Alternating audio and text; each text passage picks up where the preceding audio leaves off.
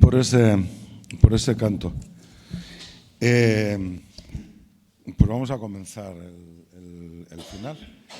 Vamos a comenzar la última mesa de las jornadas. Y eso, os vais asentando. Y en esta mesa, bueno, el título es Articular nuestras luchas, internacionalismo ecoterritorial y justicia ecológica planetaria. Al final de la mesa anterior alguien hablaba de lo local y de lo global y la necesidad a lo mejor ya de plantearse o replantearse los paradigmas de pensar global y actuar local, y a lo mejor conviene comenzar también a actuar de forma internacional, y yo creo que este es el escenario o la lógica para poder discutirlo y avanzar en esta cuestión. Tenemos con nosotros a Breno Bringel, a Martina Di Paula, a Miguel Urbán y a Sabrina Fernández, que intervendrán por este orden, ya lo anuncio. Y bueno, pues yo creo que no perdemos más el tiempo con la introducción, que creo que vamos ya un poquito fuera de hora. Y el primero en intervenir va a ser Breno Bringel, como he dicho. Yo no sé si es necesario presentarlo, pero bueno, diré que aparte de investigador, activista hispano-brasileño, está en el Pacto Ecosocial del Sur, acaba de organizar el Observatorio de Geopolítica de las Transiciones Ecosociales y bueno, fue mi doctorando hace años y tal, que para mí es lo más importante. Quiero decir que estoy orgulloso de él, no es otra cosa. Pues nada, creo que 10-15 minutos estaría bien para que luego pudiéramos tener un poco de tiempo. Supongo que nos dejarán más de las 8, pero tener un poco de tiempo para la discusión. ¿Vale? Bueno, gracias, Heriberto. Buenas tardes, casi noches. Empezamos diciendo los buenos días hace mucho rato ya hoy. Y bueno, y aquí seguimos con este lindo espacio lleno de reflexiones, de debates, de inquietudes, ¿no?, que nos estamos llevando ya de estos diálogos.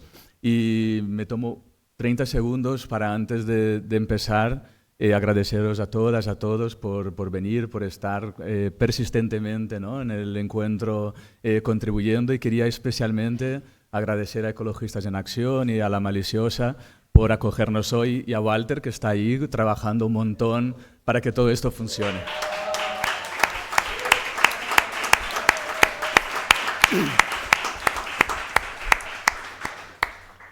Dicho eso, vamos a intentar, como decía Heriberto, ser breves para poder tener tiempo al debate. Y yo lo que quisiera plantear básicamente es, dentro de todos estos 2 días de discusiones, ¿no?, que hemos tenido sobre intentar caracterizar el momento, pensar los impactos del colonialismo verde, del extractivismo verde. Hoy ya hemos avanzado un poco, ¿no?, en una agenda más de cómo tejer alternativas en términos de decrecimiento, de post-extractivismos, de pluriverso. Creo que la asignatura pendiente que nos toca ahora es pensar cómo hacerlo, no solo en una clave local, sino en una perspectiva internacionalista, en una perspectiva global. Y creo que estamos viviendo un momento de inflexión bastante importante hoy, en términos de lo que ha sido la trayectoria del internacionalismo, si prefieren en plural, de los internacionalismos en los últimos tiempos, ¿no? Sabemos que el internacionalismo es parte de las luchas históricas de los movimientos sociales, ¿no? Todos conocemos las diferentes internacionales, todos los esfuerzos que se han hecho por conectar y articular las luchas, pero me parece que en las últimas décadas, desde la caída del muro de Berlín por lo menos, toda esta praxis internacionalista se reestructuró profundamente. Y creo que el principal cambio que estamos viviendo tiene que ver con un doble movimiento. Por un lado, de descentramiento del internacionalismo, pero por otro lado, de desnacionalización del internacionalismo. Por un lado, descentramiento que tiene que ver con quiénes son los sujetos políticos del internacionalismo, que históricamente muchas veces hablaban en nombre de, ¿no? Mediaban territorios, comunidades, sujetos, el trabajador, la trabajadora, tal. Y en ese sentido, pues bueno, en las últimas décadas cada vez son más y más, ¿no? Los territorios, comunidades, sujetos que se autoorganizan, se internacionalizan a partir de sus propias bases, y eso es un cambio significativo. Por otro lado, desnacionalización del internacionalismo, porque durante mucho tiempo la referencia del internacionalismo era el Estado-nación, históricamente, ¿no? Si pensamos incluso cómo se pensaba y se construía el internacionalismo, por ejemplo, desde acá, desde Europa, bueno, pues los proyectos revolucionarios, ¿no? Que teníamos pues, en Cuba en mediados del siglo pasado, Vietnam en Asia después, los procesos de descolonización de África. Siempre estábamos mirando a un Estado, ¿no? En el que se solidarizaba los movimientos. Pero creo que algo cambió, y decía a finales, o sea, con la post-caída del muro de Berlín, pero en los años 90, cuando los internacionalismos empiezan a girar en torno no tanto de estos actores previos de esta lógica, sino en torno de experiencias territorializadas y movimientos sociales concretos. Y tenemos dos casos muy emblemáticos, me parece, que hoy, además, este año de 2024, están viviendo un momento simbólico, ¿no? Uno es el Ejército Zapatista de Liberación Nacional, que este año justo está cumpliendo 30 años del levantamiento zapatista en el 1 de enero de 94. Y este año también celebramos los 40 años del movimiento de los trabajadores rurales sin tierra de Brasil, que generó una gran ola de solidaridad internacionalista, pero no solo de solidaridad con el movimiento, sino también inspiración, tanto en el caso de los zapatistas como del MST, de cómo repensar la política desde los territorios, pero globalmente orientada, ¿no? Los dos podríamos decir de alguna manera que tanto el zapatismo, el neozapatismo como el MST generaron una nueva forma de pensar el internacionalismo, pero estos dos movimientos hoy están en una crisis profunda, o por lo menos están desafiados profundamente por acontecimientos, por lógicas territoriales, por dinámicas políticas, ¿no? Que son totalmente diferentes al escenario que teníamos hoy. Entonces lo que quisiera plantear es qué ha pasado con el internacionalismo entonces en esas últimas décadas, ¿no? ¿Qué ha pasado de ese momento de los años 90 en el que el zapatismo, el MST nos movió tanto? Luego vino todo el imaginario del otro mundo es posible, ¿no? Con el Foro Social Mundial, con las protestas contra el ALCA en América Latina, con el movimiento antiglobalización, o sea, con todo un tejido global muy importante de luchas internacionalistas que construyeron esta idea de un otro mundo es posible. Y hoy hemos pasado del otro mundo es posible a la idea muchas veces enunciada de un otro fin de mundo es posible. Y yo quisiera discutir un poco eso, porque si estamos en un contexto de emergencia climática, de colapsos localizados, como decía Maristela, de remilitarización y de ensanchamiento de la cultura de la guerra, de un avance también de una internacional del odio, de derecha, de extrema derecha, que se está articulando, es urgente hoy reactivar un internacionalismo que se reestructure en torno a la transformación ecosocial.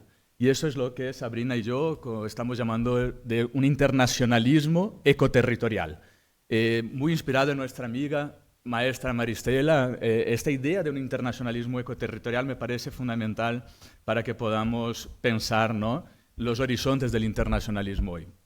Entonces, dos cuestiones. La primera es que me parece que entonces en estas últimas décadas nosotros tuvimos dos grandes hitos en términos de la trayectoria de los internacionalismos.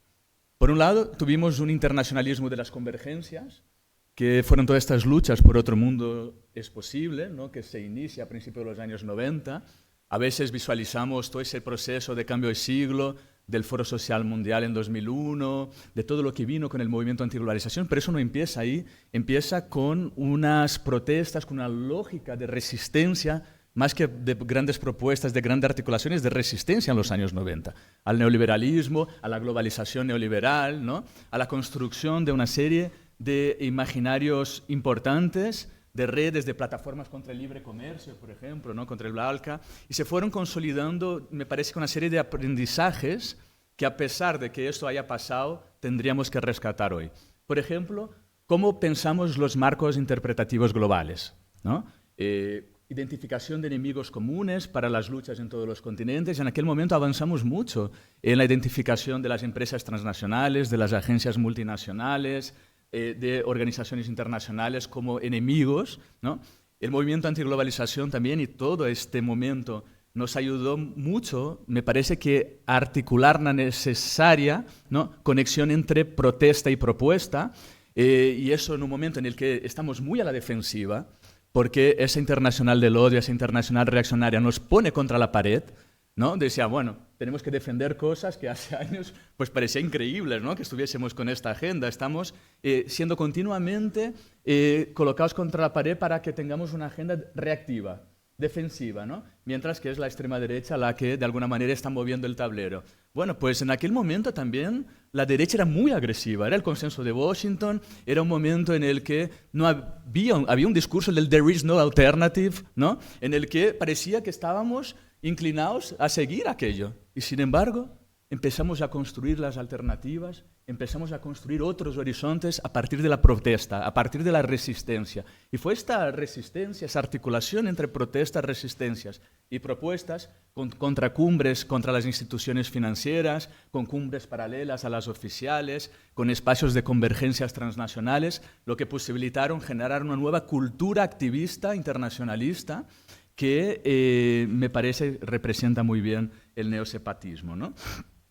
Dentro de esto, obviamente, en aquel momento no se hablaba de transiciones ecosociales tal como lo pensamos hoy, ¿no? Pero el movimiento socioambiental, el movimiento ecologista, se integró activamente en el movimiento antiglobalización, en el movimiento para la justicia global y contribuyó para su éxito, ¿no? Bueno, buena parte del papel aquí que jugó incluso desde acá Ecologistas en Acción, me acuerdo de muchos encuentros con Ramón, ¿no?, con todo esto, fue muy importante. Todas las demandas y agendas que surgieron en este momento. El caso es que ese internacionalismo de las convergencias no fue capaz de responder a un desafío muy profundo que fue la crisis del 2008. La crisis económica financiera del 2008, que nos interpeló mucho, fue una prueba de fuego, porque la contradicción ahí reside en el que precisamente con la crisis del 2008 se visualizó muy bien todo aquello que llevábamos años denunciando. Y sin embargo no conseguimos rearticular una respuesta global a la crisis económica financiera del 2008. La respuesta fue más bien una especie de internacionalismo de las plazas, una respuesta localmente y nacionalmente orientada, en el que sí, tuvimos un ciclo, la emergencia quizás de un nuevo ciclo político, de protestas, ¿no?, de los indignados, de las plazas, por todo el mundo, pero no era un internacionalismo de las convergencias, sino un internacionalismo de las resonancias. Un internacionalismo en el que las plazas de alguna manera se conectaban, estaban combinando repertorios de acción, ¿no?, protestas. También obviamente aquí toda la lógica de las redes sociales avanzó mucho del mundo digital y permitió, ¿no?, que estos símbolos, que estos imaginarios proliferaran, pero no necesariamente era un internacionalismo de la convergencia, del encuentro, era mucho más un internacionalismo de las resonancias, en el cual lo que había era, bueno, fundamentalmente un repliegue a lo local y a lo nacional, en buena medida a lo nacional, como respuesta, ¿no? No tanto poniendo el eje en el capitalismo, sino en el sistema político, en la degradación de la política, etc.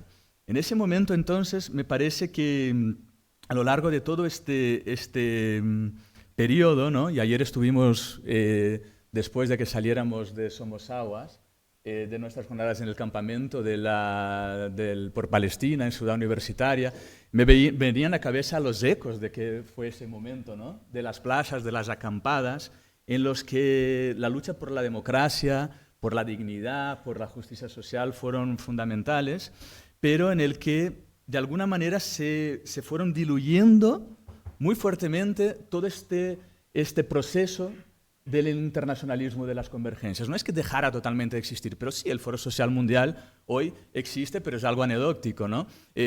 Varias partes de estos procesos, pues bueno, pues se fueron diluyendo. Igual murieron de éxito porque fueron importantes, pero este momento pasó. Y así, ese ciclo político se cerró, como conocemos, no podemos, ahora no es el lugar, el momento, ¿no?, de discutir qué pasó con ese ciclo político de las plazas, pero me parece que la pandemia, que nos dejó el mundo en suspenso por unos meses, reabrió un escenario posible para repensar el internacionalismo, aunque inicialmente porque abrió un nuevo momento antiglobalización, pero sin un movimiento antiglobalización. Ese nuevo momento anti- o alterglobalización que nos abre la pandemia era un momento para rediscutir, ¿no?, los circuitos globales y las cadenas de valor. Era un momento para rediscutir si queremos desglobalizarnos o si queríamos de alguna manera cómo íbamos a construir eso, para pensar un poco también otros escenarios que tienen que ver con imaginarios menos optimistas quizás del otro mundo es posible y escenarios que pasaron a ser, digamos, subjetividades incluso, ¿no?, pues más abiertas a la idea fundamental hoy de finitud, ¿no?, de fragilidad. Somos vulnerables. Y eso empezó a forjar todo este imaginario, ¿no?, de cómo pensar el otro fin de mundo es posible, ¿no? Ese tránsito, me parece, entre el otro mundo es posible y el otro fin de mundo es posible, muchas veces ha llevado a una cierta parálisis en la acción global, ¿no? Es decir, bueno, trabajemos localmente, vamos a construyendo nuestras comunidades resilientes, vamos tratando de enfrentar las transiciones ecosociales cada uno desde nuestros lugares, pero el caso es que me parece que, y eso es lo que proponemos con Sabrina, un poco con esta idea, ¿no?, está surgiendo en los últimos años, ¿no?, una especie de internacionalismo ecoterritorial. Y ese internacionalismo ecoterritorial es una práctica social que está emergiendo, pero también es un camino, es un proceso necesario. Es un internacionalismo diferente a los otros porque se presenta como una forma de articular experiencias vinculadas por el conflicto, por ejemplo, por el impacto de los conflictos socioambientales, por la construcción de alternativas concretas de transformaciones ecosociales, ¿no? Y es un internacionalismo del pluriverso. La mirada hegemónica, corporativa, colonial, que hemos discutido ayer y hoy de las transiciones ecológicas, ¿no?, nos dicen que las transiciones son una promesa de futuro, que en 2050 vamos a estar descarbonizados, que dentro de no sé cuántas décadas, ¿no?, viviremos en un mundo mejor. Pero el internacionalismo ecoterritorial no es una promesa de futuro. Lo que está haciendo es tejer las alternativas del presente que ya están construyendo hoy en las comunidades, en los territorios, transformación socioecológica, ¿no? Eso está ocurriendo en muchos ámbitos. Miremos al ámbito energético. Tenemos en el mundo un montón de experiencias de energías comunitarias descentralizadas y democráticas. Miremos a la alimentación, tenemos un montón de experiencias de agroecología y de soberanía alimentaria. Si miramos al consumo, a la producción, cada vez hay más experiencias de deslocalización, de economía solidaria. Ojalá crezcan más las experiencias también, ¿no?, de control obrero de los centros de producción, que hay algunas. Todo el avance que tenemos en términos de cuidado de la vida, de infraestructuras de movilidad colectiva, de vivienda dignas, ¿no?, de formas sostenibles de vivir y de socializarnos en la ciudad. Si hacemos un mapa de las alternativas ecosociales hoy, vemos que muchas de esas experiencias son locales, pero también que muchas de ellas, varias de ellas son localizadas, pero no localistas. Muchas de ellas son localizadas porque son territorializadas, porque las alternativas tienen que ser territorializadas, pero están abiertas a otras realidades, están abiertas a otros imaginarios. Y eso me parece que es la ventana más importante para construir esto que podría ser, ¿no?, un internacionalismo ecoterritorial. Quería cerrar diciendo dos cosas, ¿no? En primer lugar, este internacionalismo ecoterritorial emergente presupone una crítica a una concepción antropocéntrica de las escalas, de cómo nos articulamos. Aún seguimos operando en esta lógica de pensar lo local, lo nacional, lo global, ¿no? Eso es como, bueno, de alguna manera hemos pensado casi siempre el internacionalismo. No es que eso deje de existir, eso sigue estando ahí. Pero me parece que este internacionalismo ecoterritorial lo que está construyendo es una especie de concepción biocéntrica de las escalas, en las que la articulación de las luchas no se restringe a las escalas formales, a los niveles de acción, pero se están construyendo de forma mucho más relacional a través de otros elementos, partiendo no de lo local, entendido como local, municipal, etc., partiendo del cuerpo territorio, siguiendo con los ríos, con los bosques, con los biomas, como bioregiones, como espacios fundamentales para conectar muchas de las luchas. Pensando lo más amplio, no como lo global, como pensábamos antes, pero pensándolo el planeta. Pensando el planeta como escala. Porque si tenemos que pensar los límites planetarios, tenemos que entender que lo que antes llamábamos global, igual lo tenemos que replantear, ¿no?, en términos de planeta. Esa era una primera idea. La segunda, para cerrar, me parece que eso que es una práctica social emergente, pero también un desafío de construcción, ¿no?, que tenemos que empujar, que tenemos que impulsar, está repleto de desafíos y de contradicciones, ¿no?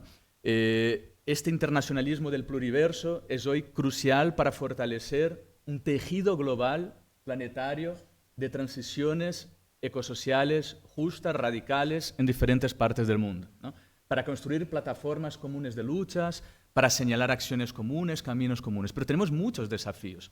Por ejemplo, ¿cómo enfrentamos conjuntamente, ¿no?, y de forma solidaria el imperialismo ecológico y el colonialismo verde del que estamos hablando estos días aquí?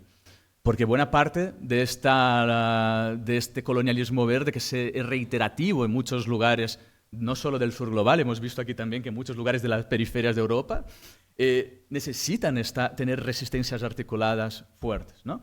¿Cómo de alguna manera protegemos o defendemos el marco de disputa de lo que son las transiciones justas, que hoy está siendo cooptado, ¿no?, por el mercado, cooptado por los discursos hegemónicos? ¿Cómo pensamos las sinergias para construir comunidades resilientes que resistan en clave anticapitalista y empiecen a avanzar hacia otros horizontes, ¿no? ¿Cómo disputamos con cierto internacionalismo que todavía existe, supuestamente de izquierda, supuestamente transformador, que se dice antiimperialista, pero sigue defendiendo el desarrollismo, el extractivismo y sigue defendiendo viejas nociones, ¿no? Eso lo trabajó mucho Sabrina, de soberanía nacional, por ejemplo, ¿no? Entonces, creo que ahí hay muchos caminos y discusiones que tenemos que dar. Es un proceso, es algo que está emergiendo. Creo que hay que visualizar estas conexiones. Podemos luego entrar en ejemplos si queréis, pero me parece que si queremos construir una especie de tejido de movimientos global, interseccional, descentralizado, que pueda permitir que avancemos en esta lógica, bueno, este es el camino y de ahí están surgiendo las nuevas concepciones que necesitamos de transformación social y ecológica. Gracias.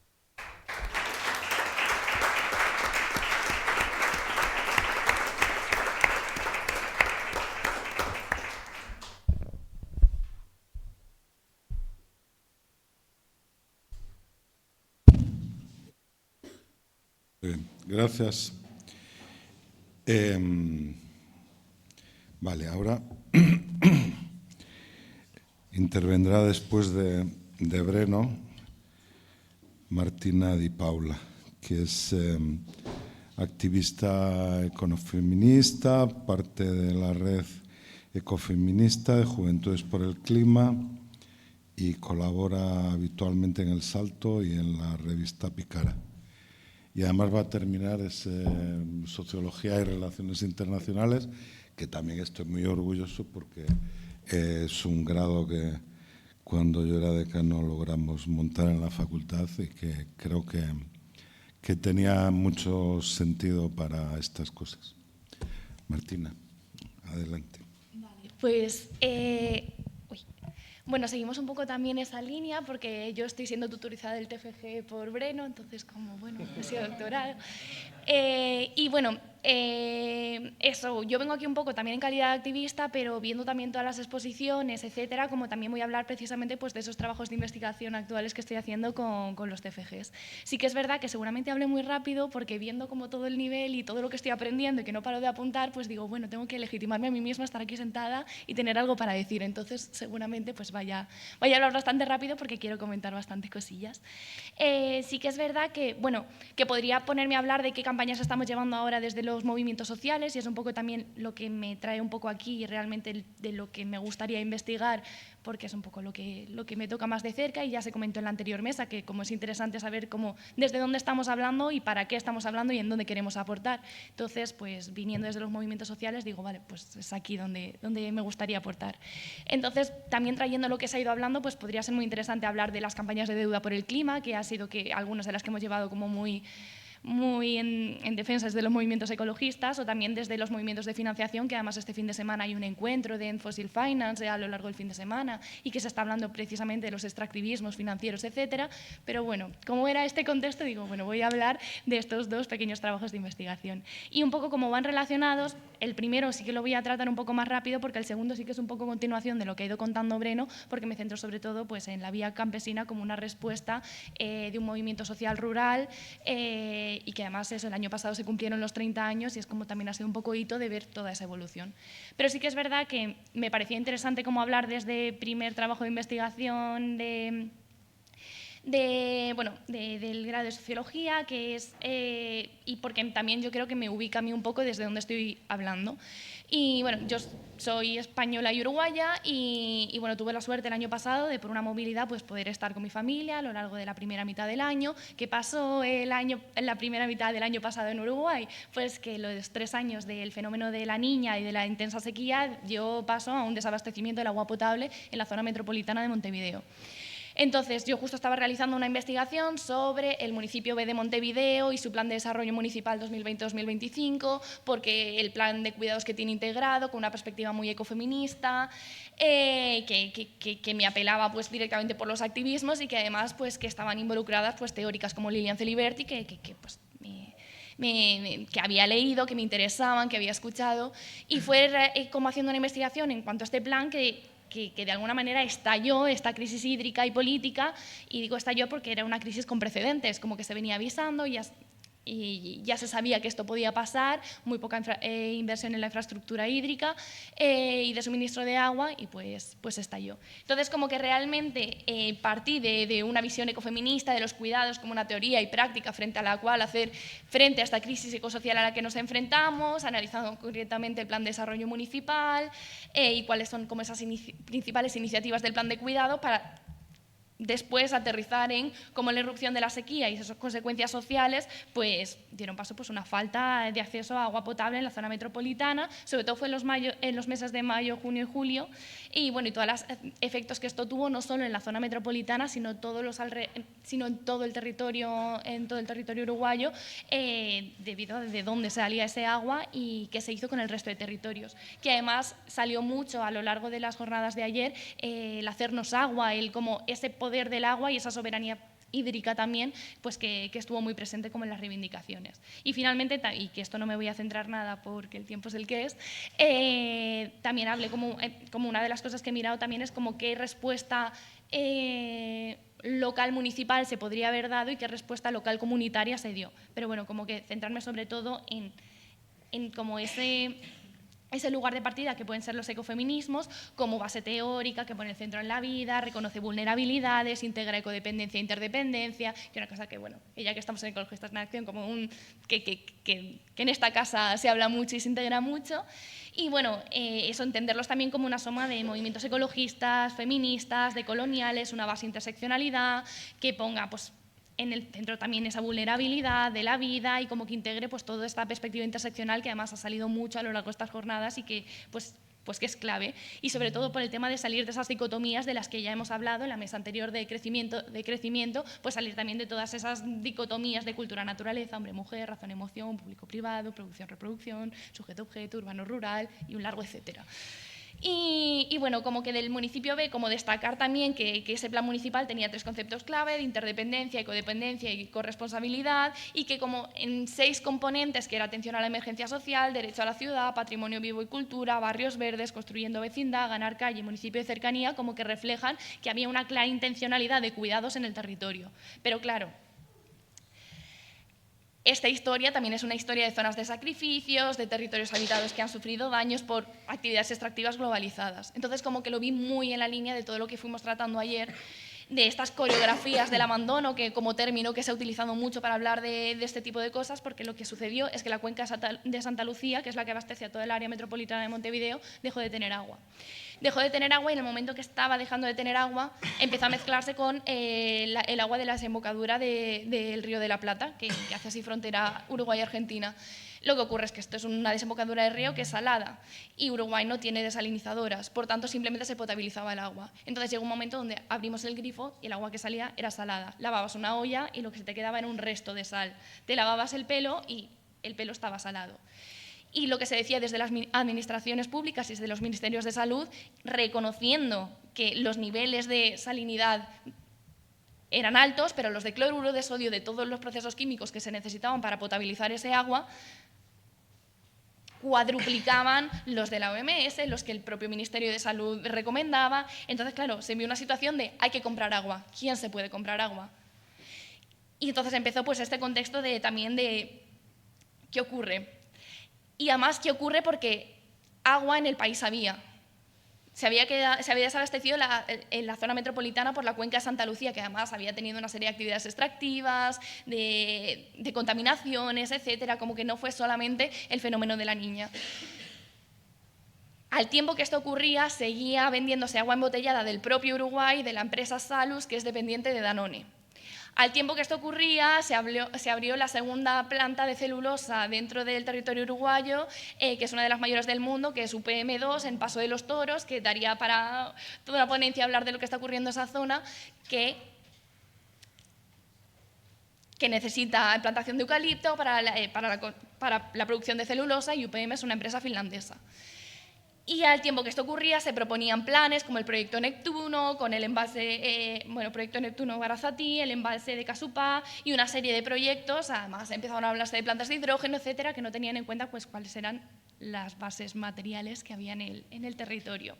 Y esto se entra dentro de ese debate de neoliberalización de la naturaleza y un poco de esos procesos de mercantilización, privatización de esos bienes comunes como es el agua. Entonces, dicho todo este contexto, que me parecía importante como punto de partida y como investigación en sí, como en lo que sí que me quería centrar más, y como en esta mitad del tiempo para adaptarme a esos 15 minutos, es en esta tendencia de movimientos de internalización, de los movimientos de internalización de la respuesta, a ver qué papel ocupa aquí la vía campesina. Porque es una reunión de organizaciones campesinas, indígenas, un poco en esa línea del MST, con un papel cada vez más relevante en el contexto internacional. Y más allá de eso, y una de las cosas como que pretendía hacer sobre todo con esta investigación es de alguna manera abordar tanto el movimiento social internacionalizado en respuesta a esas tendencias globalizantes del sistema agroalimentario mundial. Como que se ve muchas veces de que por un lado se analiza cómo el sistema agroalimentario se está globalizando y por otro lado las respuestas y los movimientos sociales que se están dando. Pero claro, son dos ejes que continuamente están tensionados y como que mi idea fue un poco tomarlos en relación y decir, vale, es que realmente la globalización del sujeto campesino, la ampliación y como la diversidad del campesinado que estamos viendo es también en respuesta a ese sistema agroalimentario extractivo que parte de las dinámicas neoextractivistas de las que hemos estado hablando. Entonces, tomé también la vía campesina como uno de los movimientos sociales rurales más importantes porque donde se articula esa respuesta a la globalización agroalimentaria y desterritorialización de la producción agraria, cogiendo también como esa importancia de la territorialización que mencionó Brem, ¿no? Y es también como un parte a lo largo de estos 30 años que ha habido de lucha, de refortalecimiento y resignificación del concepto del campesinado en sí, como un propio sujeto político con algo que decir, con una reivindicación que que de alguna manera hace frente a esos conflictos ambientales a los que les atraviesan las dinámicas patriarcales, coloniales y extractivistas. Entonces, realmente, como que los 4 puntos en los que me centraré solo en algunos pocos para ajustarme al formato, era como examinar qué se entiende por campesinado en un mundo globalizado y entonces como más de la identidad campesina y dónde nos ubica esto, también esas diferenciaciones norte-sur, analizar también la pluralización de sujetos dentro de la vía campesina y cómo la organización gestiona la agregación de identidades diversas y sobre todo de ver qué está ahora mismo reivindicando la vía campesina y por ello investigar la transformación de las agendas políticas dentro de la vía campesina y tratando de ver eso, cuáles han sido esos desplazamientos temáticos y cuáles son las reivindicaciones iniciales. Y de esta forma como que pretendía enmarcar la vía campesina como dentro de la irrupción de los movimientos sociales como actores dentro de la sociedad internacional y entender que no se puede hablar de la globalización del sistema alimentario sin hablar también de la globalización del concepto de campesinado. Que además en España pues que es muy interesante también hablarlo porque hay también aquí todo un tema de traducciones y de qué entendemos como sujeto campesino, que muchas veces pues, genera como rechazo o como se entiende distinto según el territorio en el que se encuentre, porque no deja de ser una identidad como muy atada al propio territorio.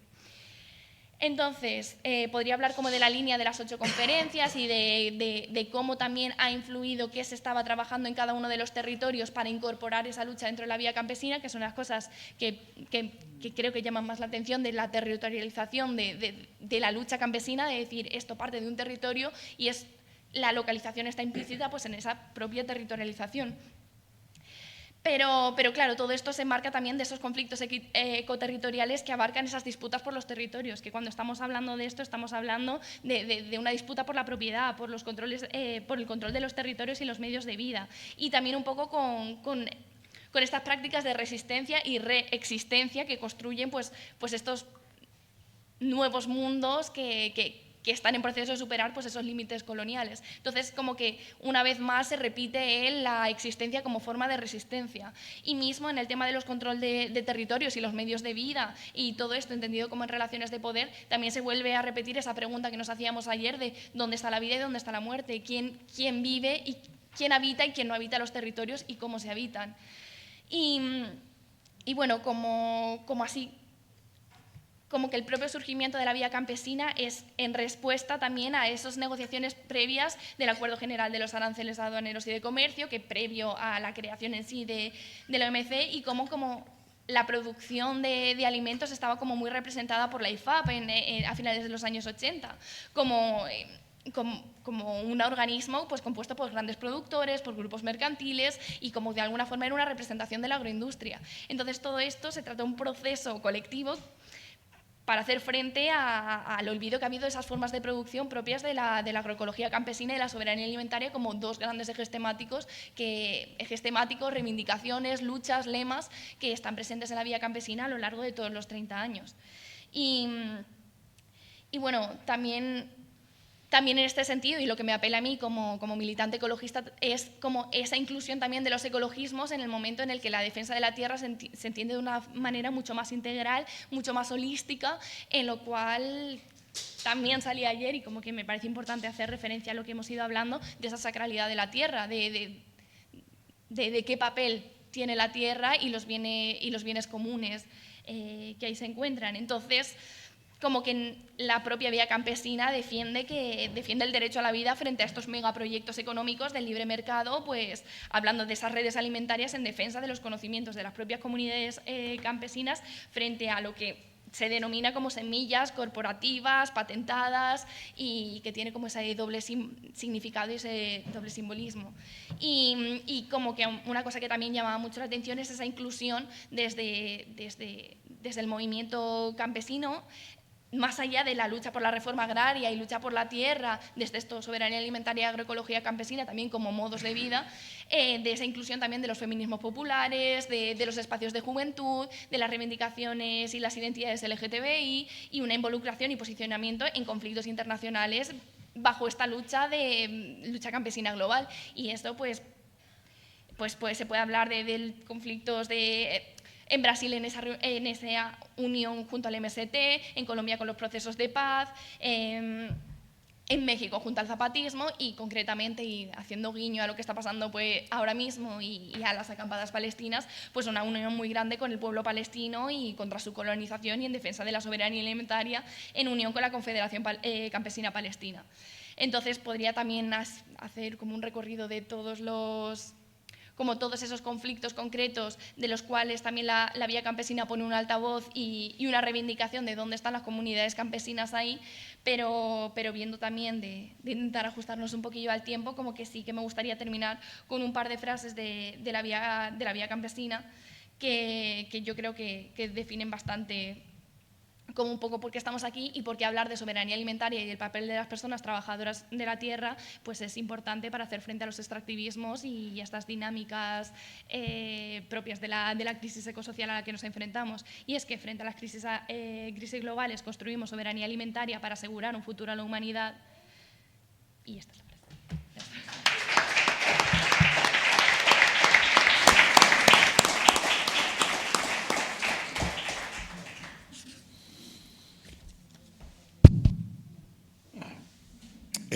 Bueno, ahora va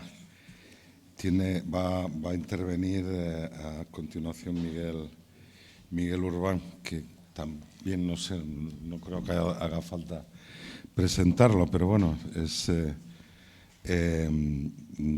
creo que tiene una larga ya tradición de luchas en movimientos sociales y en la actualidad pues su actividad política creo que sigue siendo anticapitalistas. Y bueno, en los últimos 9 años, si no me equivoco, ha sido nuestra luz en Bruselas. Bueno, en Bruselas no, en Estrasburgo. En ambos. Que bueno, yo creo que es...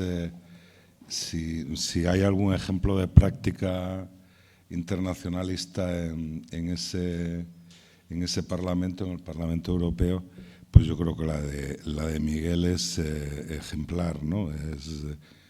Creo que en cualquier situación, cuando los refugiados en Grecia, en las diferentes situaciones de crisis en el mundo, en el cual la Unión Europea pues se tendría que haber posicionado pues con mayor fuerza o celo, pues ahí está Miguel. Y entonces, bueno, yo creo que es un punto adecuado también para esta mesa. Muchísimas gracias, Heriberto, muchísimas gracias. Me uno, ¿no?, a los agradecimientos también de los que han hecho posible estas magníficas jornadas, tanto a los que se suben a las mesas como a las personas que no se suben a la mesa, como Walter, pero que está ahí a los mandos, y otra muchísima gente invisible que al final hacen posible que podamos tener este tipo de encuentros, y yo creo que es un elemento fundamental.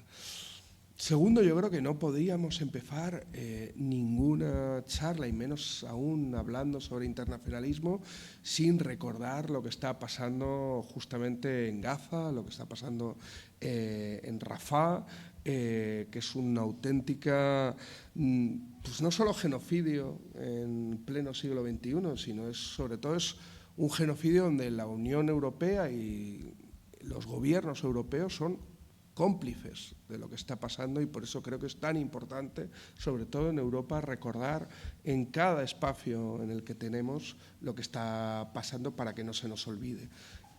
Porque al final tenemos un poco la tendencia a vivir como si nada estuviera pasando, ¿no?, a interiorizarlo. Y yo creo que no podemos interiorizar la barbarie, ¿no?, la barbarie que estamos viendo. Yo acabo de sacar un libro, de hecho yo voy a hablar del otro lado del internacionalismo, de la internacional reaccionaria, ¿no?, de todo lo que sería la extrema derecha, su vinculación con la crisis climática y con todo lo que sería también el negacionismo climático.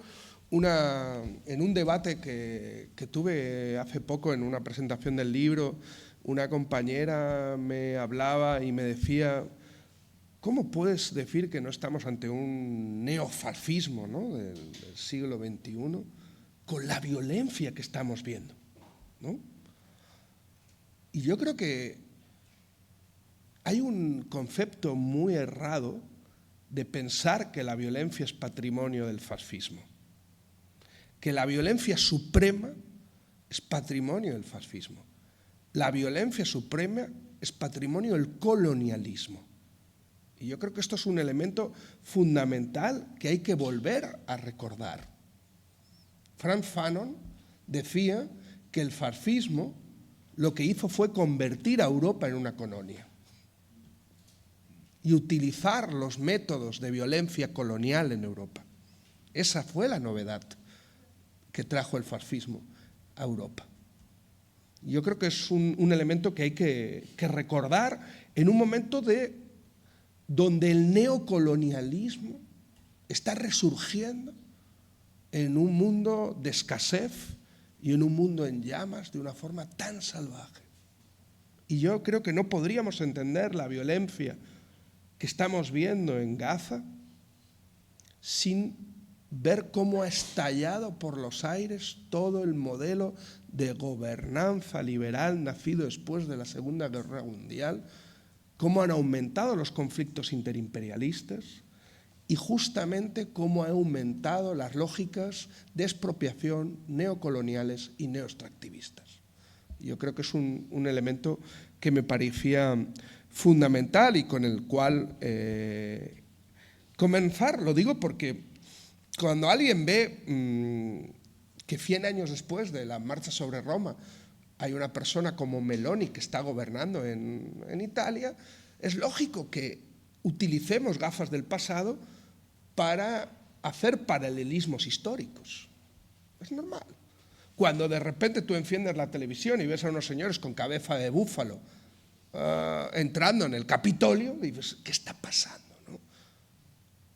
¿Es posible una suerte de reedición de los fascismos de entreguerra en pleno siglo XXI? ¿Estamos ante un movimiento neofascista? Y creo que esto es un elemento que tiene una importancia capital, no por un debate académico, no por un debate escolástico o filosófico, sino por un debate profundamente militante. Las y los militantes debemos de extraer las tareas para el periodo del análisis del fenómeno al que nos enfrentamos.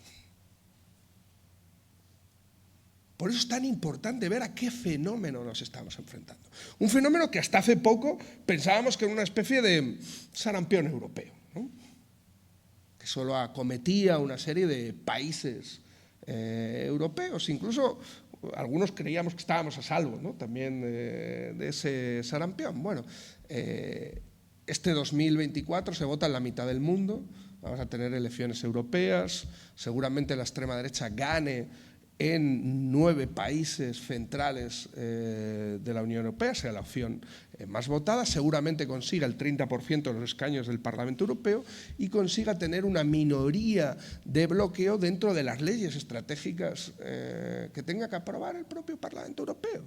Y la propia Ursula von der Leyen, en la campaña electoral, acaba de anunciar que hay una extrema derecha mala, pero también hay una extrema derecha buena, ¿no?, a la cual se la puede sentar en la mesa de los mayores, ¿sabes?, a negociar las políticas geopolíticas y extractivistas de la Unión Europea. Porque estamos de acuerdo. En lo esencial estamos de acuerdo.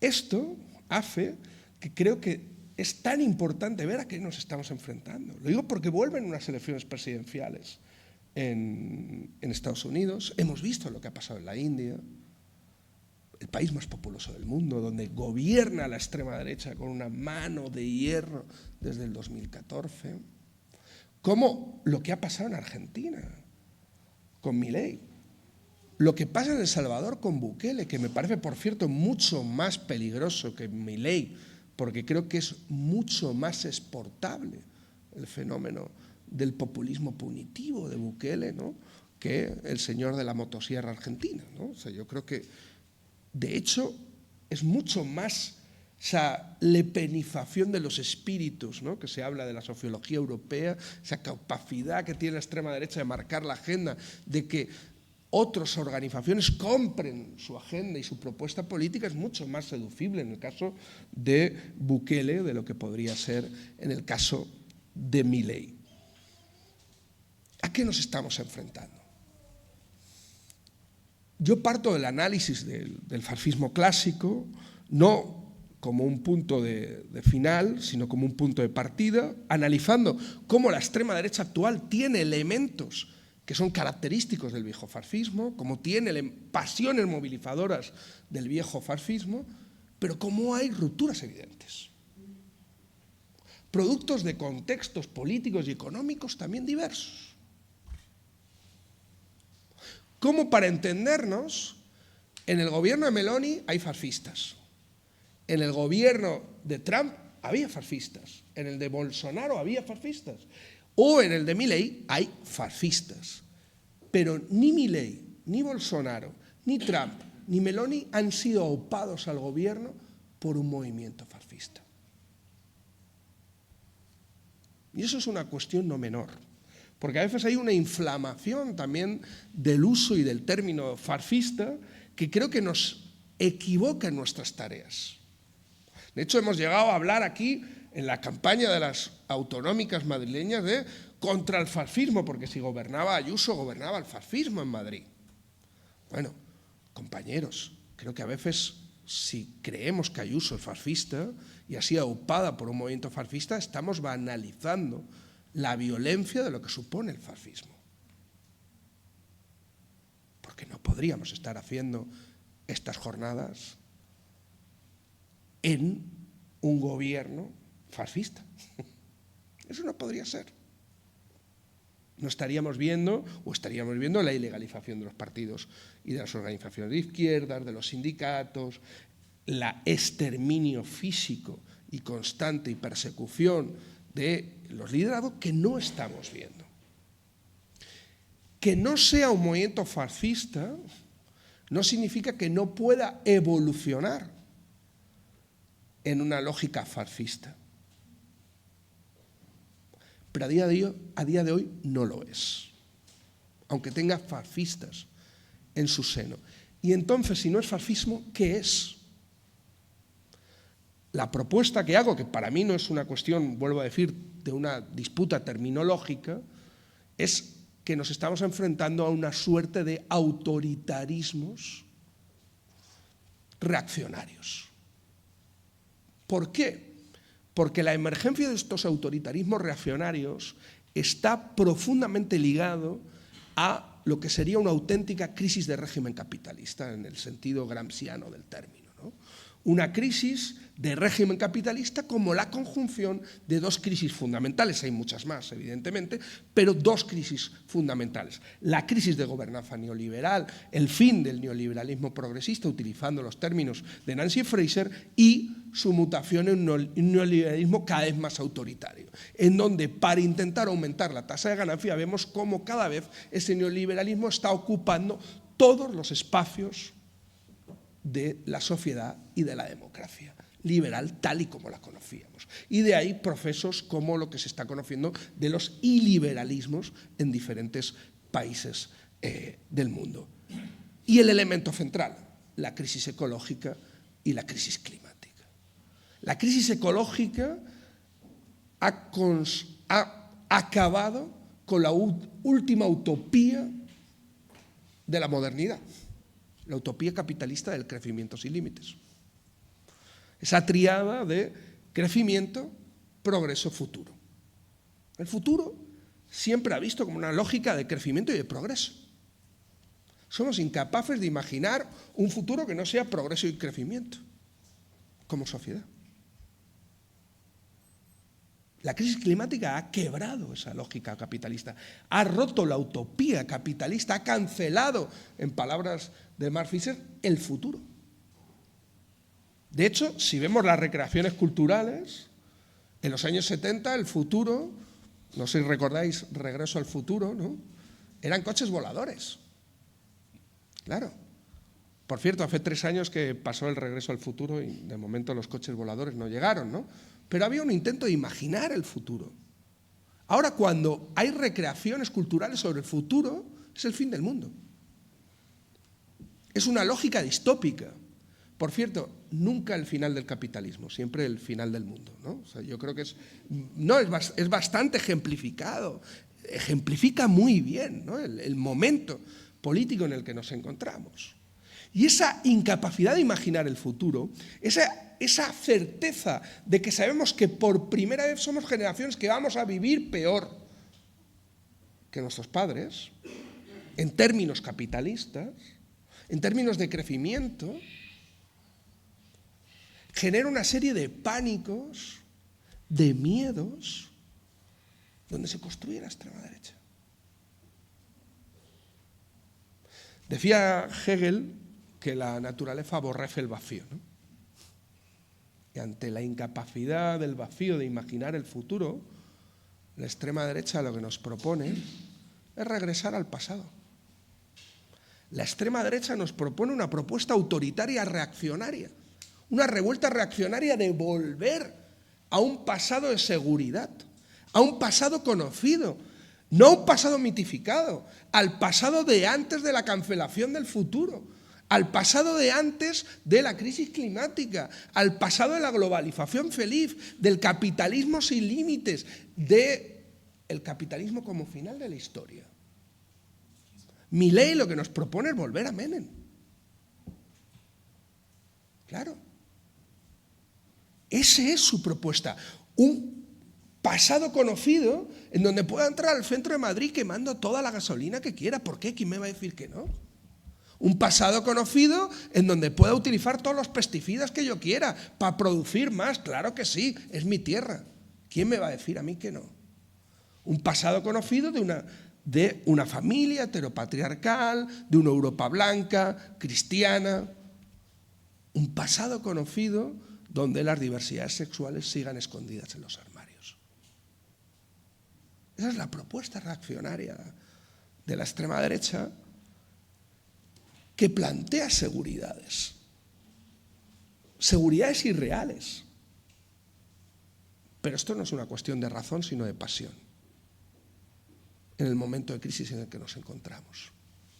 Y ante esta lógica de escasez, de subjetividad de la escasez donde se construye la extrema derecha, ante una lógica fundamental, que es la cuestión del reparto, ¿quién tiene derecho a tener derechos? ¿Quién tiene derecho a acceder al reparto por los recursos escasos? La extrema derecha responde. Los españoles primero. En una lógica de construcción de identidades predatorias, en un momento en donde el neoliberalismo ha quebrado todas las identidades. ¿Y quiénes son los españoles? Claro.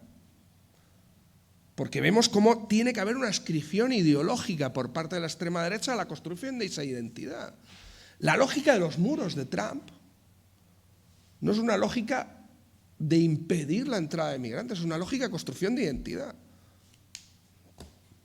a los que hay que proteger contra las invasiones bárbaras.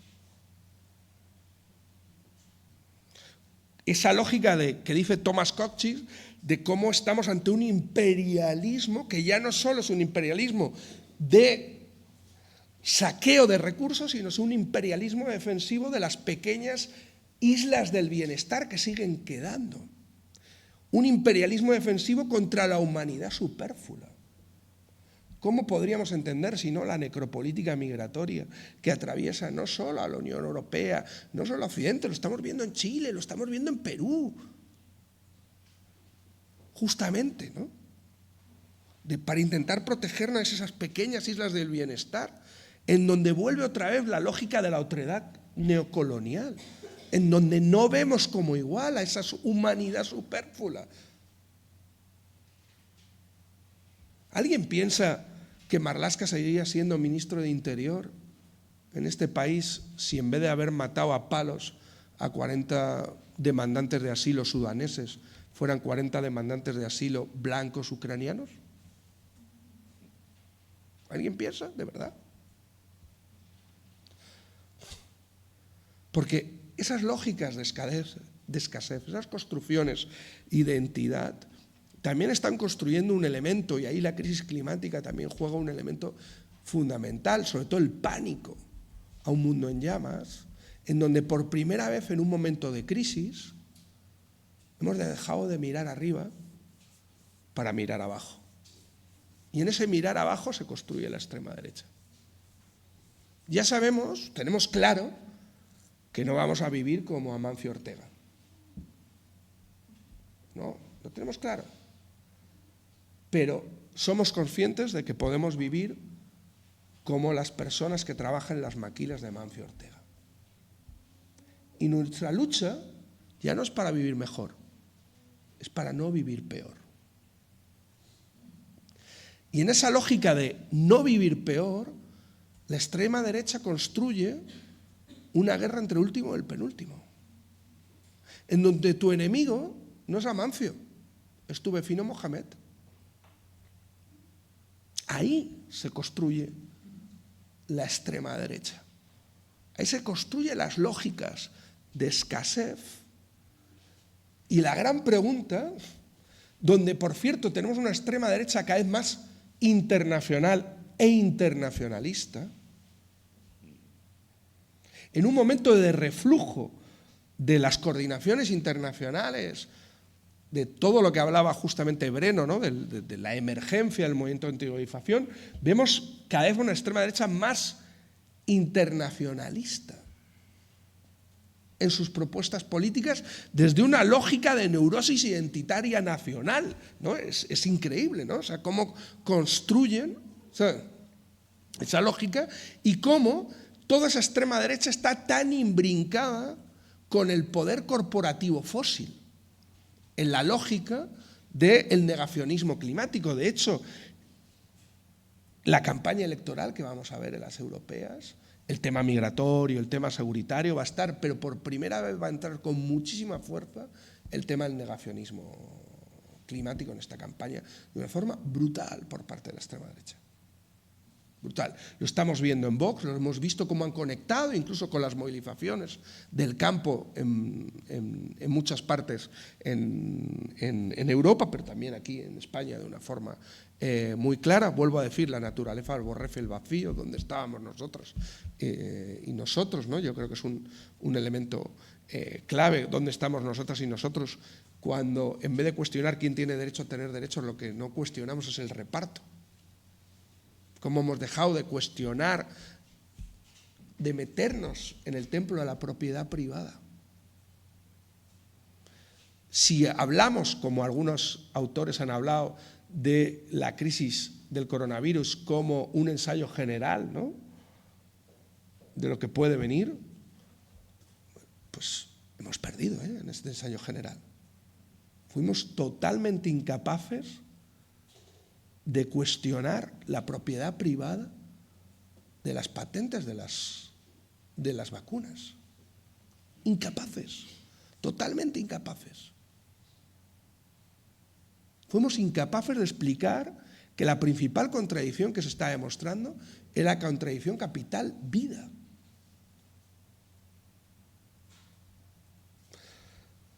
Con lo cual, yo creo que es fundamental entender, y con esto quiero terminar, por qué la internacional reaccionaria ha entendido perfectamente que sus grandes enemigos son el movimiento feminista y el movimiento ecologista. Porque son los dos únicos movimientos que se están atreviendo a pensar el futuro. A pensar un futuro diferente. A intentar imaginar el futuro. Y no hay nada que tema más un movimiento reaccionario que una propuesta de futuro. Y yo creo que ahí es donde tenemos que recuperar, ¿no?, esa lógica de volver a tener una utopía de superación del capitalismo y de la superación de la idea del crecimiento por parte del capitalismo. en donde el elemento internacional e internacionalista juega un papel fundamental. Michael Lowy, con esto termino, decía que el marxismo era lo opuesto a una Coca-Cola, ¿no? Que la Coca-Cola siempre tenía el mismo color, la misma tipografía, ¿no? Incluso el mismo sabor prácticamente en todos los países del mundo, y que el marxismo era más parecido a un plato de arroz, ¿no? Donde tenía una base común y cada pueblo le ponía su ingrediente y construía su propio plato, ¿no? Yo creo que tenemos que construir un ecosocialismo que se parezca a ese plato de arroz, en donde tengamos una base y unos análisis y un trabajo compartido, y cada pueblo le podamos poner nuestros propios ingredientes para construir nuestra propia receta. Muchas gracias.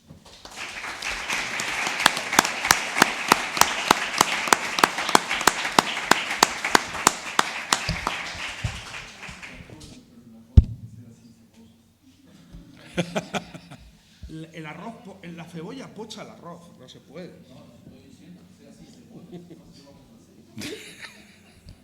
Bueno, la salsita se puede poner. Tampoco. Luego lo discutimos. Bueno, espero que el vicepresidente de Aragón no se entere de lo que has dicho, porque si no puede superar su cabreo. Que me quieren declarar persona non grata en Aragón. En fin, es así la extrema derecha. Sabrina Fernández, brasileña, socióloga, economista política, autora, activista. Creo que es el inicio. En la actualidad es la jefa de investigación del Instituto Alameda y también participa en el Pacto Ecosocial del Sur, en América Latina. Está también en el Grupo de Investigación Internacional sobre Autoritarismo y Contraestrategias de la Rosa Luxemburg Stiftung. Y bueno, en este caso, como no la conocía, no me podía sentir orgulloso de algo, pero sí he visto y me siento emocionado que acaba de publicar una nueva edición del Manifiesto Comunista con introducción y notas nuevas, lo cual me parece que es un detalle magnífico por lo menos para mí. Adelante, Sabrina. Bueno, gracias. Buenas noches. Me toca ser la última, que es una buena cosa, pero también una mala idea, porque me preparé, tenía un montón de letritas pequeñitas, y ahora, escuchando a mis colegas, solo quiero hablar de 3 letras. BDS. Entonces, ya que vamos a hablar de internacionalismo, cuestiones de soberanía. Estoy en España, no estoy en Alemania, entonces creo que para hablar de BDS vamos a intentar. Boicote, desinversión y sanciones sirven también como un horizonte estratégico para discutir otros tipos de soberanía y cuestionar cómo funciona el sistema hoy en día de competencia internacional entre los estados. Porque nosotros tenemos un problema que la visión de soberanía nacional, que es muy anticuada, que en mi opinión ya está obsoleta, es una visión de competencia capitalista entre los estados, es una visión de violencia por parte de los estados en contra del pueblo y de normalización de las catástrofes.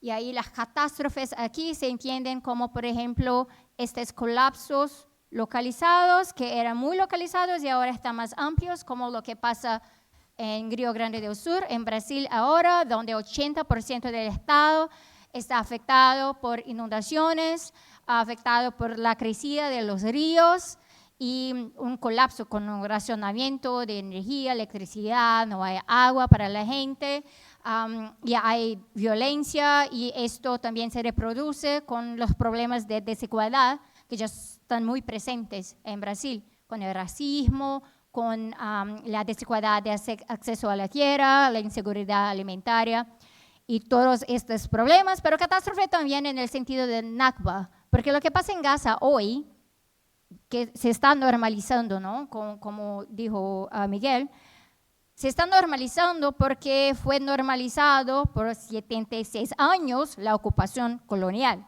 de Palestina. Entonces no es novedad lo que pasa, es solamente una otra etapa muy intensa, muy violenta, que es un shock, pero es la realidad que ya se construía, es parte del plan colonial. Y ahí hablar de BDS es interesante porque a mí no es solo la parte de la estrategia anti-apartheid de África del Sur o de Palestina, pero porque estas 3 letras nos ayudan a ubicar algunas cuestiones que son muy importantes para nosotros. Entonces, en este encuentro, aquí, los últimos 2 días, hemos hablado de modo de vida imperial, hemos hablado del tiempo, hemos hablado de cuestiones de cuidado, hemos hablado de otros tipos de soberanía, entonces soberanía alimentaria, soberanía energética, soberanía hídrica, muchos tipos de violencia con la minería, con el extractivismo, con zonas de exclusión, zonas de sacrificio, que están por todas las partes. Zonas de sacrificio no están solamente en Latinoamérica, en África también, se ubican en las periferias que están en el centro del sistema también, porque también tenemos pobreza, inmigrantes excluidos, refugiados que se encuentran en el centro del capital. Hemos hablado de todo eso y BDS nos ayuda a ubicar cómo con boicot pensamos una manera de cuestionar estilos de vida específicos, la complicidad, porque con la legitimidad que se tiene en el sistema hay mucha complicidad del capital, de empresas. Entonces, con un ejemplo, lo que pasa en Brasil ahora es que la gente se está juntando en campañas de solidaridad para recaudar fondos y ahí las grandes empresas, las corporaciones que están muchas veces robando el agua, corporaciones que están privatizando recursos locales, ahora están donando algunas cosas, porque es bueno, es marketing, funciona bien, es parte de la propaganda. Pero boicot de una manera muy individual, ya sabemos que no funciona. Es casi una trampa del neoliberalismo, porque vamos a cambiar unas cositas aquí y ahí, y ahí la gente no tiene que se organizar. Es casi moralista también. Nos sentimos un poquito mejor porque hago cosas un poco diferentes, pero sabemos que, por ejemplo, esta parte de la discusión de la huella de carbón, que es muy conocida, sirve como una manera de vender offsets en el sistema. Entonces tú vas a viajar de avión, entonces se puede comprar una cosita aquí para hacer compensación de su huella de carbón y no es necesario cuestionar cómo seguimos explotando combustibles fósiles y hay sistemas de transporte que son de manera sistémica muy insostenibles.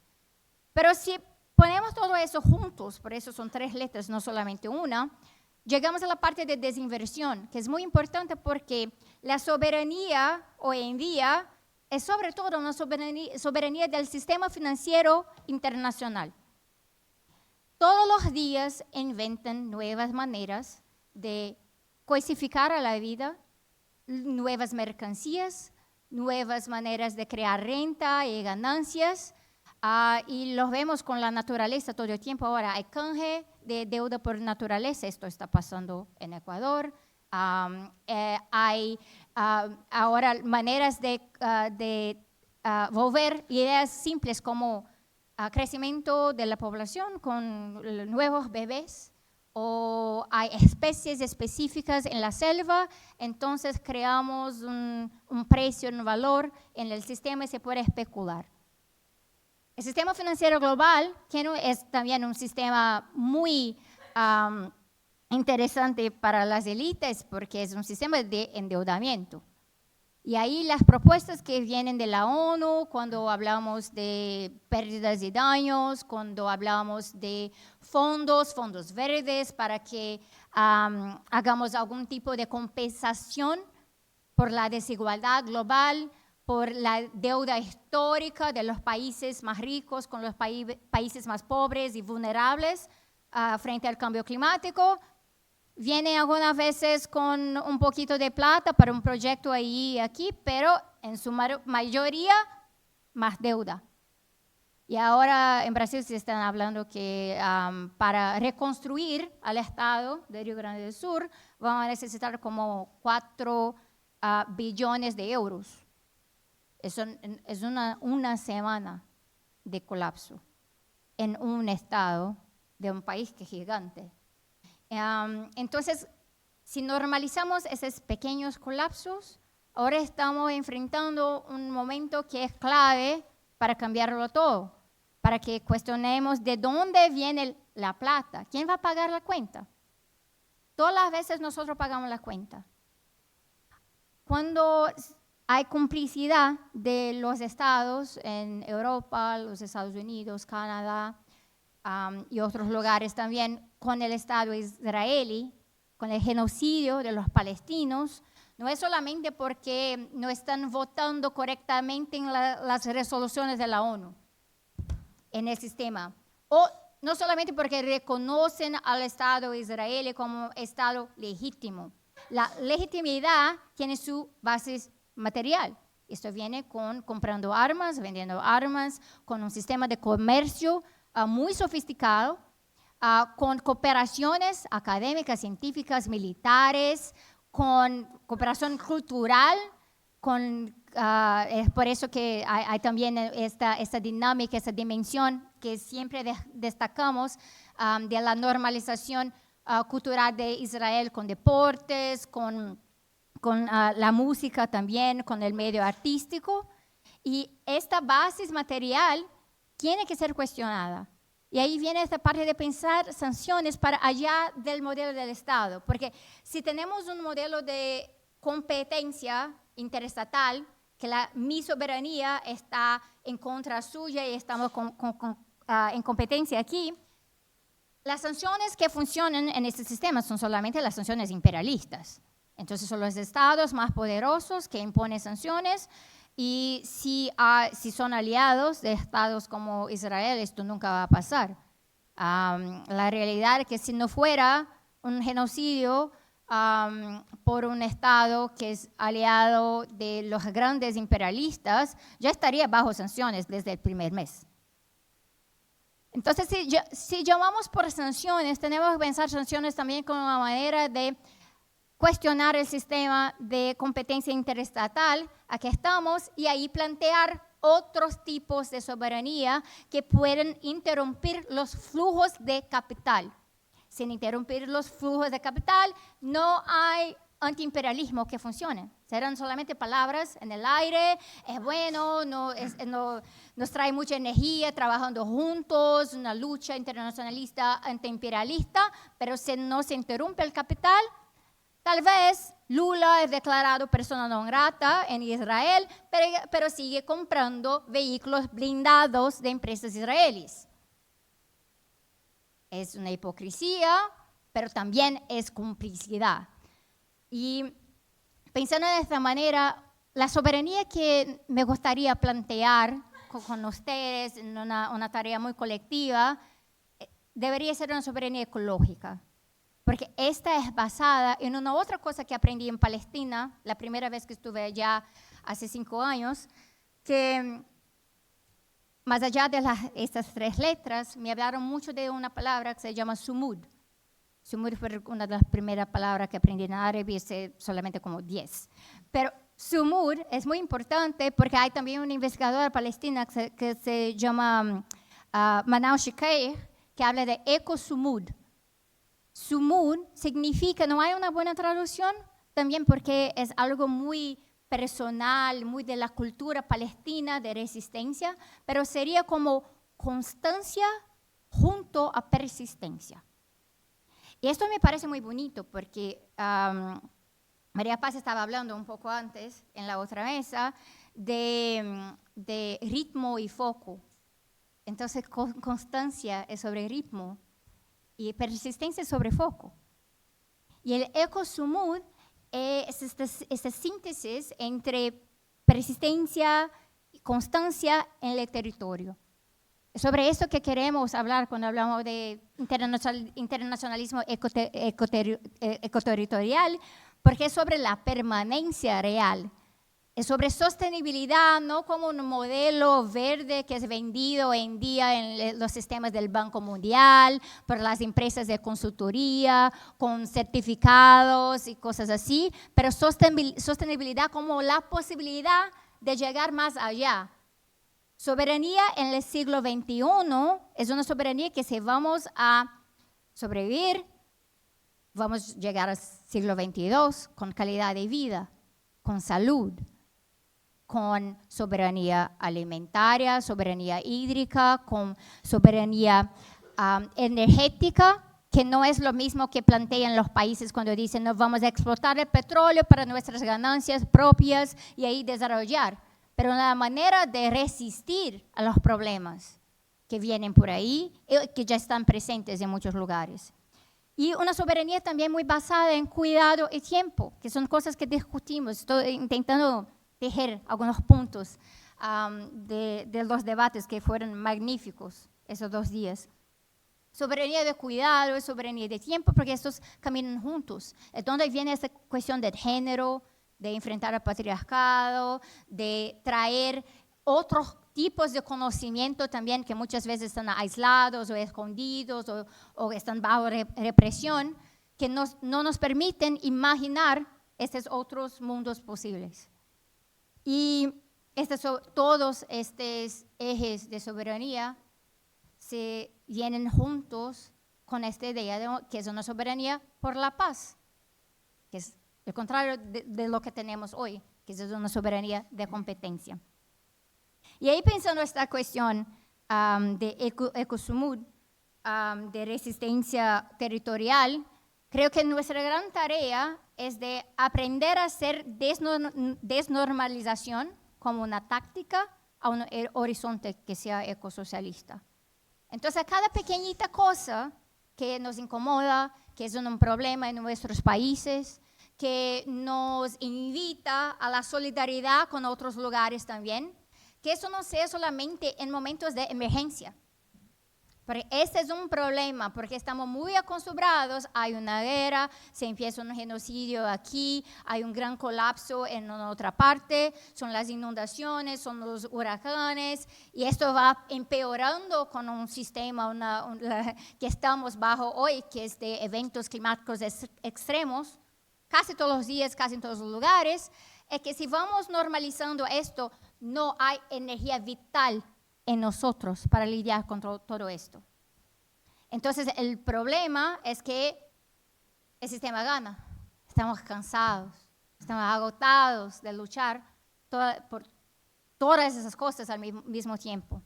Pero ahí está la trampa, porque ahí viene la emergencia, es más difícil en los momentos de emergencia.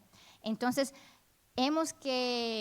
la tarea es identificar cuando la cosa está un poquito más calmita. Sé que no es tanto hoy en día, pero si está un poquito más calmita, identificar lo que está siendo normalizado, que no estamos escuchando, lo que no estamos mirando, y ahí construir una estrategia que no sea de competencia, pero de coordinación. La coordinación viene con una mirada a las cadenas productivas, que es una manera de tejer una estrategia post-extractivista que venga también con una discusión sobre el decrecimiento, una discusión sobre el horizonte ecosocialista, el uso del tiempo, qué pasa con el trabajo, la función del trabajo y todo más, y que venga también con una posición de principios muy fuertes sobre justicia. Entonces, la idea es que si hay un plan de transición justa en un país, si esto viene al costo de pueblos en otras partes, no es justo, no hay justicia.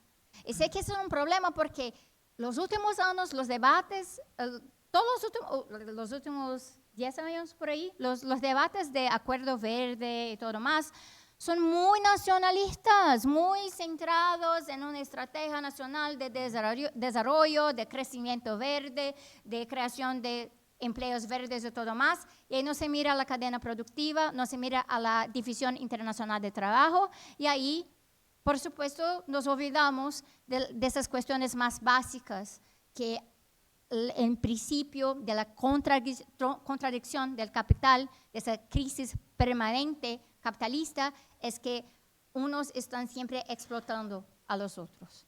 Y ahí viene con ese principio, entonces, que para construir ese otro tipo de soberanía con una mirada más al siglo XXII, de constancia y de persistencia de vida, de sostenibilidad radical, la justicia que construimos acá, en el Estado español, en Europa, tiene que ser la misma, con la misma mirada, la misma manera de mensurar que la tenemos en América Latina, en Asia y en Palestina. Gracias.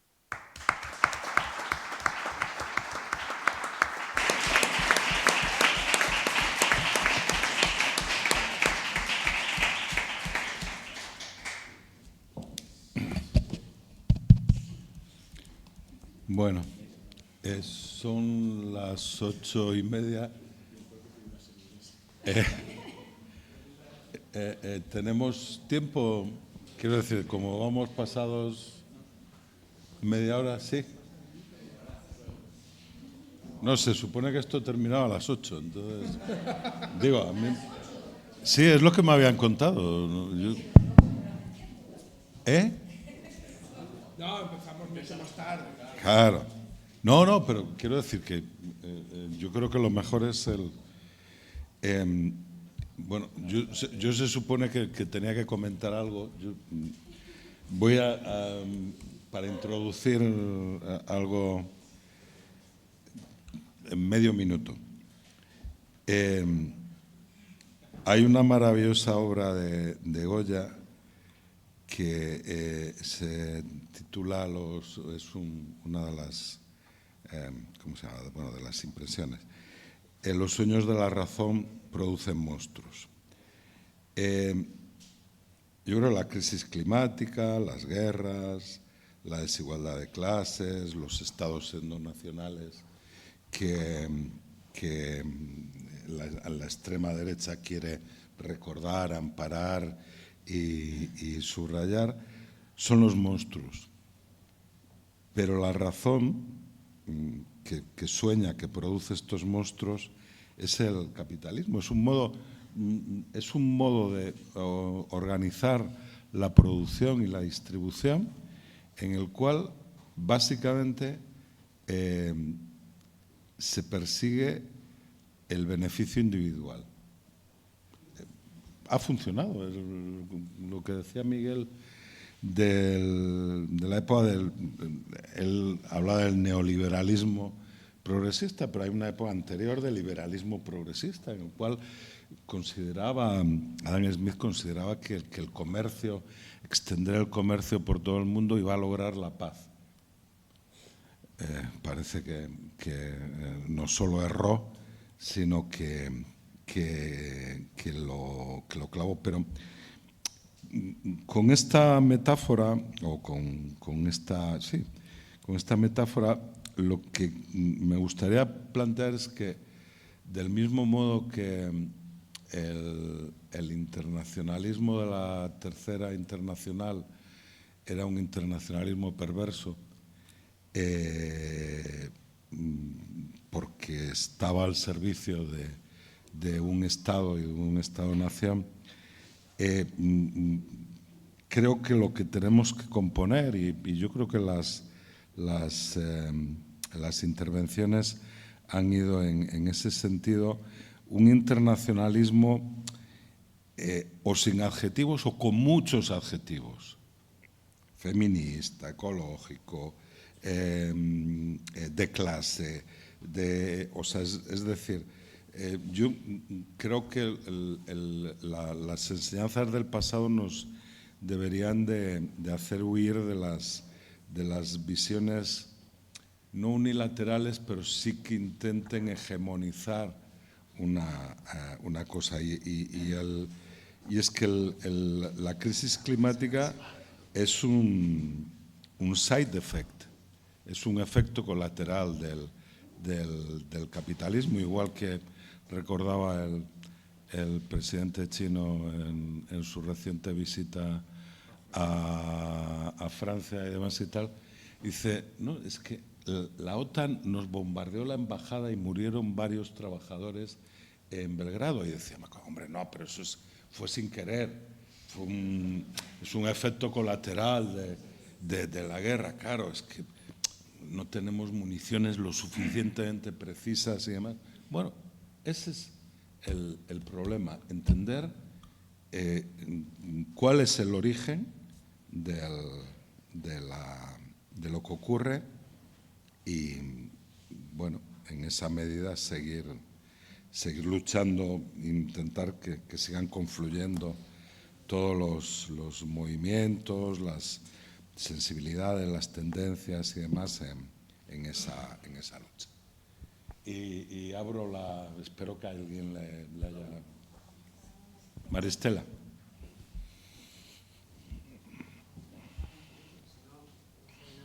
Ay, bueno, estamos tan cansados ya, luego de 2 días de intercambios que han sido muy ricos.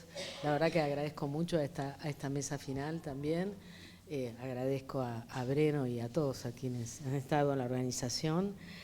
Creo que hemos estado discutiendo de las diferentes dimensiones de la policrisis civilizatoria, con énfasis en esos colapsos localizados muy ligados a la crisis climática, con mucho énfasis también en la extrema derecha, recorrido nuestras preocupaciones desde el primer minuto. Coincido en gran parte con la caracterización que tú haces, Miguel. Puede haber cuestiones de detalle, pero es lo de menos. Pero sí, bueno, lo que quería decir era, bueno, cómo pensar también, ¿no?, estas narrativas relacionales, contrahegemónicas, ligadas a un nuevo internacionalismo ecoterritorial, ¿no? Porque creo que tenemos que salir de ese dilema a partir del cual encontramos cada vez más utopías localizadas que nos encantan, que nos parecen maravillosas, que son como la expresión de procesos y proyectos de reexistencia, y por otro lado las imágenes distópicas a nivel global, ¿no? Esa diferencia que hay entre otro mundo es posible y otro fin del mundo es posible. Y yo me preguntaba por qué no indagar en 2 cuestiones que una de ellas ha recorrido, sí, estas reflexiones, la otra no. Y voy a empezar por la que no estuvo presente, que es, yo creo que uno de los grandes temas que pueden llegar a articular expresiones de internacionalismo ecoterritorial es la cuestión de la deuda ecológica, ¿no? Desde el sur global se ha venido levantando, ha sido en realidad algo generado desde el sur global ya en los años 70. No hay foro internacional dedicado al tema de la deuda ecológica, está absolutamente ligado con la deuda externa, aparece sumamente potenciado en el contexto de los extractivismos verdes y ofrece la posibilidad múltiple de coalición de países, ¿no?, y movimientos y organizaciones sociales. Me parece que ahí hay algo potente, pero a lo cual deberíamos darle contenido, ¿no?, y también proyección en términos de articulaciones. Eso por un lado, porque además eso sí tiene la capacidad para interrumpir el flujo del capital, ¿no? Eso es importante tenerlo en cuenta. E inclusive cómo pensarlo en relación a la transición ecosocial. No hay posibilidad de transición ecosocial justa si no se pone en el centro de la agenda el tema de la deuda ecológica, ¿no?, que implica también tener en cuenta la cuestión de las desigualdades sociales y geopolíticas. Y segundo, que ha estado rondando todo el tiempo y que es la obsesión de uno de nuestros grandes amigos, que es Edgardo Lander, el movimiento por la paz, ¿no? Cada vez que tenemos reunión en el Pacto Ecosocial Intercultural del Sur, Edgardo Lander viene con el tema de que necesitamos construir un movimiento poderoso por la paz, que lo había en un momento dado, ¿se acuerdan? Kuwait, la invasión de Estados Unidos en Irán también, ahí hubo enormes movilizaciones a nivel global en favor de la paz. hoy en día aparecen de alguna manera ilustradas en estas movilizaciones que son recurrentemente reprimidas, sobre todo acá en Occidente, pero no nos olvidemos que la paz también, o la cultura de la paz, contrapuesta a la cultura de la muerte, es lo que dio origen a los movimientos ecofeministas. Los ecofeminismos nacen precisamente de eso, de contraponer a esa cultura androcéntrica asociada a la muerte con una cultura de la paz, una cultura que afirma la interdependencia y la relación con la naturaleza, ¿no? Porque además las mujeres saben que los primeros que caen en una guerra son los niños, las niñas y las mujeres, ¿no? Son sus cuerpos los que son violados, destruidos y demolidos. Entonces me parece que ahí hay algo importante también para pensar en clave feminista y ecofeminista, ¿no? En vez de seguir adjetivando, ¿no? En todo caso hay dos líneas que podrían pensarse. Bueno, yo dejo esto y agradecida por estos 2 días, agotada, necesito una copa de vino o de cerveza lo antes posible. Gracias.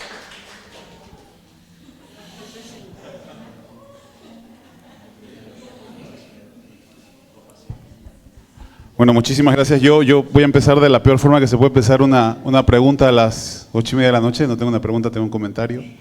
Pero intentaré ser breve. Son menos 20. Sí, menos 20. Uf. ¿Cómo resistir? Proponía Breno, ¿no?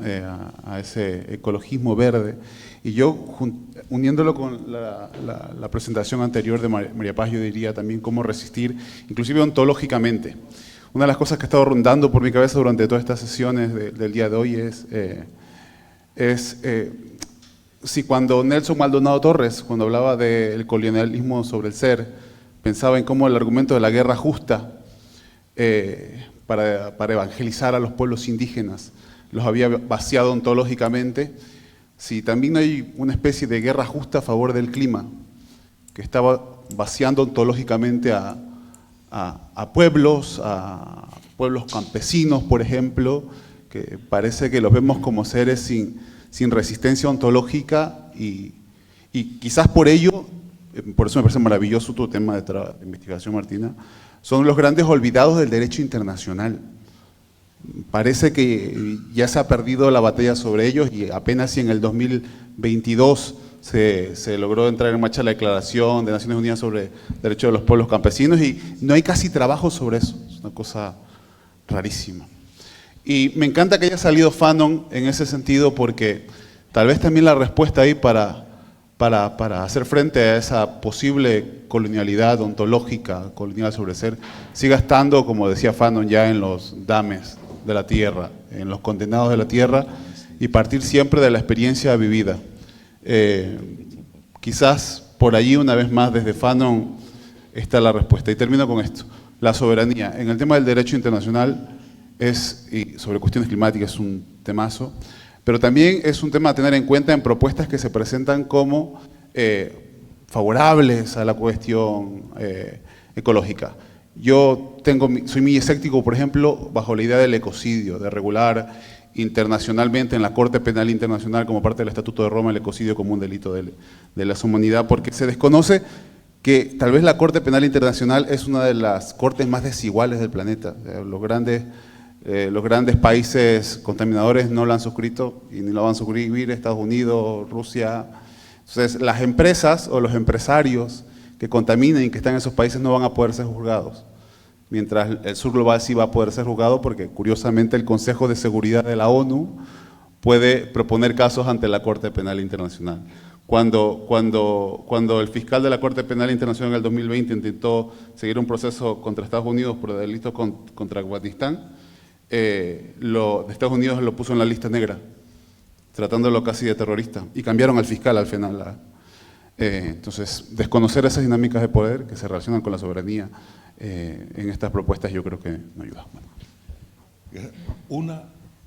Una sola palabra más y luego 1 minuto para cada uno de los intervinientes. Que nos tenemos que ir, tiene que cerrar el local. ¿Sí? Venga. Más razonable. 1 minuto.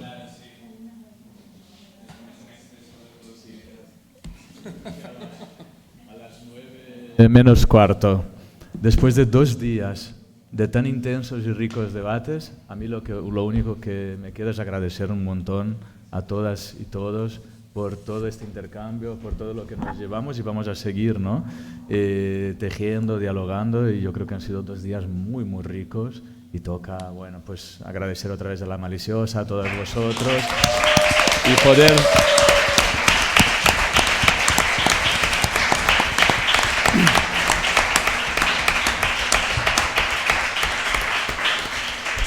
Y seguir, si quien quiera, con una cervecita fuera o algo así, ¿no? ¿No queréis? Miguel. Me representa. Bueno, pues terminada la sesión.